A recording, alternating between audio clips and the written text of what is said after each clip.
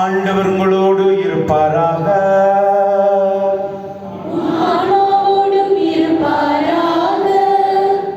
தூய யோவான் எழுதிய நற்செய்தியில் இருந்து வாசகம்.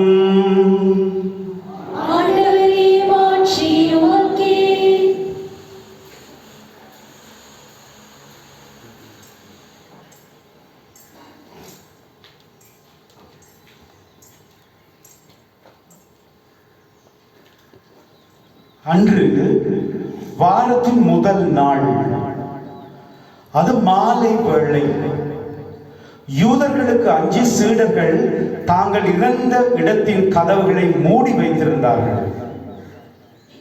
அப்போது இயேசு அங்கு வந்து அவர்கள் நடுவில் நின்று, உங்களுக்கு அமைதி உரித்தாகுக என்று வாழ்த்தினார். இவ்வாறு சொல்லிய பின் அவர் தம் கைகளையும் விலாவையும் அவர்களுக்கு காட்டினார். ஆண்டவரை கண்டதால் சீடர்கள் மகிழ்ச்சி கொண்டார்கள். இயேசு மீண்டும் அவர்களை நோக்கி, உங்களுக்கு அமைதி உரித்தாகுக. தந்தை என்னை அனுப்பியது போல நானும் உங்களை அனுப்புகிறேன் என்றார். இதை சொன்னபின் அவர்கள் மேல் ஊதி, தூய ஆவியை பெற்றுக் கொள்ளுங்கள். எவருடைய பாவங்களை நீங்கள் மன்னிப்பீர்களோ அவை மன்னிக்கப்படும். எவருடைய பாவங்களை மன்னியாதிருப்பீர்களோ அவை மன்னிக்கப்படா என்றார். தன்னிருவருள் ஒருவரான திதும் என்னும் தோமா இயேசு வந்த பொழுது அவர்களோடு இல்லை. மற்ற சீடர்கள் அவரிடம், ஆண்டவரை கண்டோம் என்றார்கள். தோமா அவரிடம், அவருடைய கைகளில் ஆணிகளால் ஏற்பட்ட தழும்பை பார்த்து அதில் என் விரலை விட்டு அவர் விழாவில் என் கையை விட்டால் நன்றி நான் நம்ப மாட்டேன் என்றார்.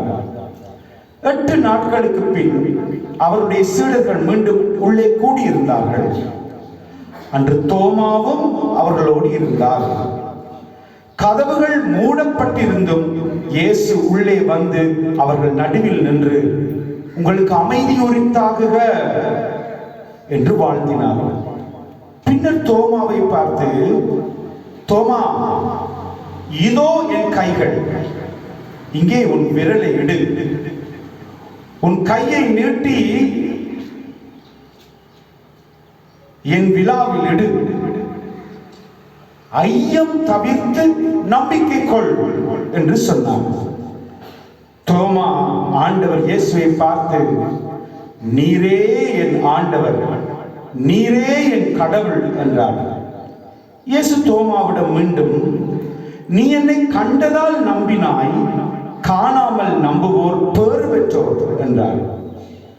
வேறு பல அருள் அடையாளங்களையும் இயேசு தம் சீடர்கள் முன்னிலையில் செய்தார். அவையெல்லாம் இந்த நூலில் எழுதப்படவில்லை. இயேசுவே இறை மகனாகிய மெசியா என நீங்கள் நம்புவதற்காகவும் நம்பி அவர் பெயரால் வாழ்வு பெறுவதற்காகவுமே இந்த நூலில் உள்ளவை எழுதப்பட்டுள்ளன. கிறிஸ்து வழங்கும் நற்செய்தி.